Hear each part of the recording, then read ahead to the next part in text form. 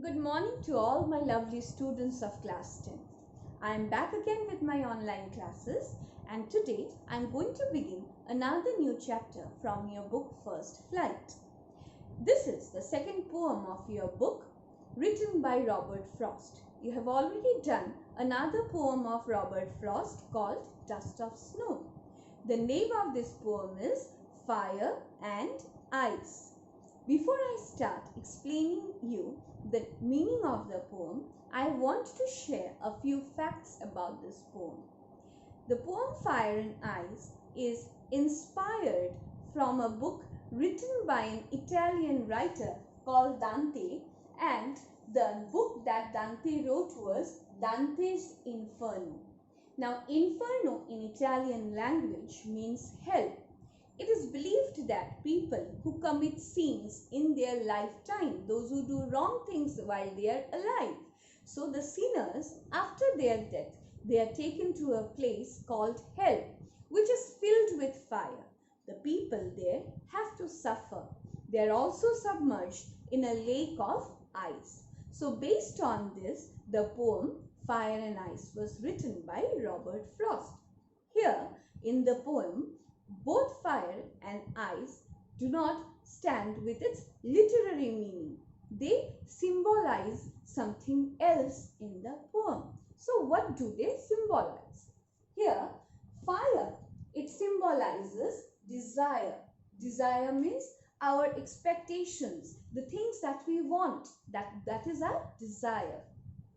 And ice, it symbolizes hatred, the feeling of hatred that human beings possess for one another. So this is the symbolical meaning of fire and ice in this poem. So now let's start the line by line explanation of the poem. Some say the world will end in fire. Some say in ice.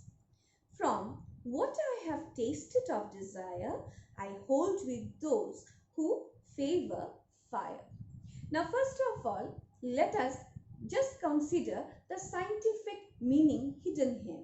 Some say the world will end in fire. There are scientists who say that one day the world will end up. And how will it end? The world will burn in fire. And then there are scientists who say that no, it will end up with ice. But here, this is not what actually the poem is trying to convey to us.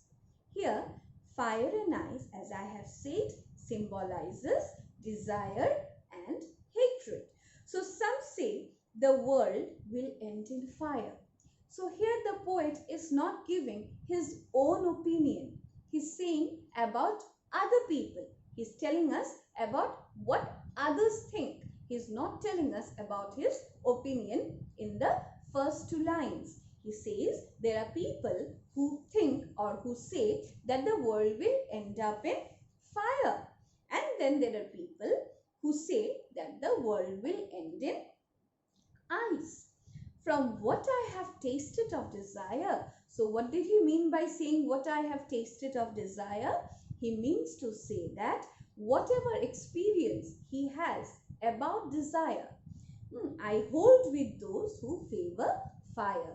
So fire, it is compared to desire, and therefore he says that yes, the people who think that the world will end up in fire, I support them. Now, how is fire and desire similar? Now, desire is a kind of will, kind of feeling of having something very badly. We want to have it at any cost. Now, that is desire. Our desires at times may harm us. It may create jealousy in us. It may make us feel crazy for that thing. So what will happen when we have a lot of desire? We cannot be happy. We cannot be satisfied. We will want more and more. People who desire for money or people who desire for riches, they can never be happy with what they have. They will ask and they will demand, they will desire for more and more money, for more and more riches. So how will they stay happy. They will feel jealous. They will be jealous of anybody who has more than what they have. Therefore, they will burn. Their jealousy will burn them from within. So desire is compared with a fire which burns our humanity, which burns all our emotions. And if everybody in this world has the desire to get more and more, then this world will not survive. It will be filled up with jealousy, and what will happen? That jealousy will lead to the end of the world. So the poet says that the people who think that the world will end up because of the desires of human beings, I support them. She says that I believe that this world will end up because of human desires, because one or the other day the world has to end, and the reason behind the end of the world will be human desires. Okay, it's like you need to understand that desires are certain, is that thing, that kind of feeling which doesn't end up until you don't get what you want.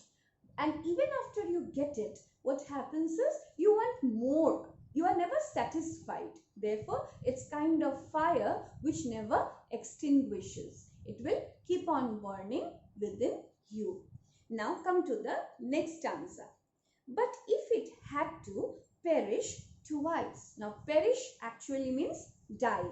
But here it also means end. So if the world has to end twice, we say that the world will end up because of human desire. But if the world has to end up 2 times, then how will it end? But if it had to perish twice, I think I know enough of hate to say that for destruction, ice is also great and would suffice. Suffice means enough, sufficient. So he says that okay, fine, I believe or I support the people who say that the world will end up with fire, that is with human desire. But then if the world has to end for the second time, then there is enough of hatred all around us, which is also enough to end up this world. Now hatred is compared to ice. Why? When we hate somebody, we end up all the emotions that we have within us for that person. The emotions, the caring, the feeling of love within us is dead. So our emotions become like ice. They get frozen. Therefore, hatred is compared to ice. Because just like ice is a frozen thing, similarly, because of hatred, all our emotions get freezed up. We don't have any good feeling for the person whom we hate. Now, why will we hate people? Again, it's the same reason, jealousy. When we are jealous of others, then we start hating that person. And from where does that jealousy come? As I've already told you, it comes from all kinds of desires that we have. We want something and we don't get it. But when we see that the same thing, it belongs to somebody else, then what happens? We start feeling jealous. And that jealousy slowly kills all our good feelings and we start hating the person. And if everybody in this world start hating one another, then obviously nobody can stop the end of the world. So hence we see that the 2 most important reasons for the world to end up will be our desires and our hatred, which means that desire means fire, hatred means ice, and these 2 objects are enough to end up this world. So what do we learn? What should we do? We should not let the world end up in this way. We cannot let the fire of desire burn this world or the ice of hatred to freeze up this world and finish it up. What we need to do is we need to control all our desires. We should have desire, but what kind of desires? Desire to be a good person, desire to learn something good from others. Then we will become a good human being. And when we become a good human being, we will not hate anybody. There will be no jealousy in us.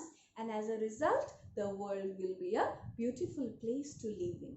So my dear students, this is what we learn from the poem, that we should not carry any kind of ill feeling for anybody, even if the person is better than us. It is good to learn from them. We should not be jealous. We need to learn their good things and try to improve us. So with that, I shall end up my class today. Have a nice day. Thank you.